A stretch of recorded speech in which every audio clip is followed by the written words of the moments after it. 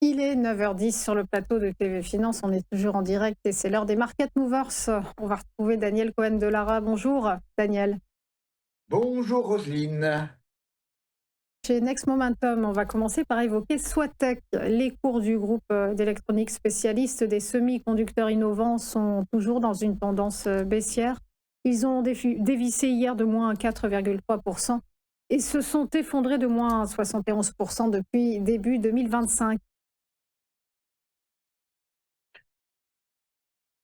Alors tout à fait, excusez-moi. Oui, voilà, le graphique. Alors oui, Soitec, ça a été, il y a quelques années, la grande star de la bourse et puis, petit à petit, la situation, s'est dégradée pour des raisons à la fois stratégiques, mais aussi, il y a eu pas mal de problèmes de gouvernance chez Soitec et comme vous l'avez indiqué, hein, depuis le début de l'année, c'est une nouvelle phase de baisse extrêmement prononcée. On a un graphique là qui, démarre début mars et on voit très clairement, eh bien, la tendance qui est baissière avec, récemment, hein, il y a une dizaine de jours, une grosse bougie rouge qui est venue chercher un niveau à 22,93 €, niveau sur lequel on a rebondi pour aller chercher, tout simplement le retracement 38,2 de Fibonacci du dernier mouvement depuis la grosse bougie rouge. Et sur ce retracement 38,2, dans la zone des 27,60 €,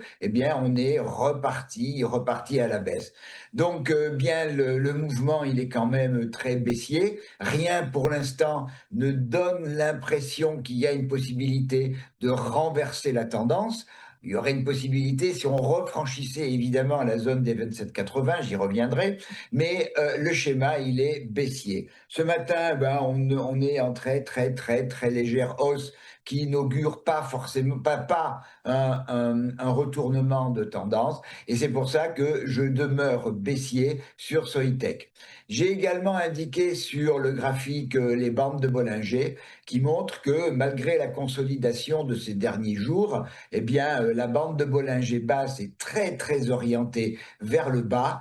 Ce que cela signifie que l'on dispose d'une réserve de volatilité qui permettrait aux cours de poursuivre leur baisse. C'est mon schéma. Et donc, je vise dans un premier temps, eh bien, le support sur lequel on a rebondi il y a quelques jours, ce support à 22,93 €. Et comme on est sur, peut-être pas des plus bas historiques, mais des plus bas d'il y a très longtemps, je regarde à la fois les supports, mais j'en ai pas trop, et je regarde surtout les extensions de Fibonacci pour me donner des objectifs si on venait à casser, ce qui est un peu mon schéma, la zone des 22,93 €. Donc ces objectifs sont d'abord l'extension 0,618 à 20,27 €, puis et c'est un peu mon objectif 18,24, 18,24 €, qui est l'extension 0,786, qui est statistiquement l'extension vers laquelle on va lorsque l'on a fait un retracement sur le 38,2.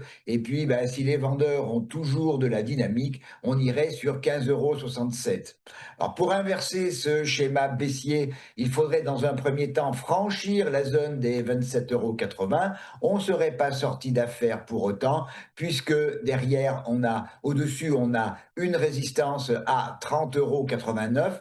Donc déjà, il faudrait déjà franchir par rapport à maintenant pratiquement 20% pour aller derrière sur le haut de la bougie rouge à 35 €, sachant qu'on est actuellement à 25 €. C'est dire que le chemin vers le haut est extrêmement compliqué. Il faudrait des nouvelles macroéconomiques absolument fabuleuses pour que, eh bien, on puisse reprendre, surtout reprendre la zone des 30,80 €.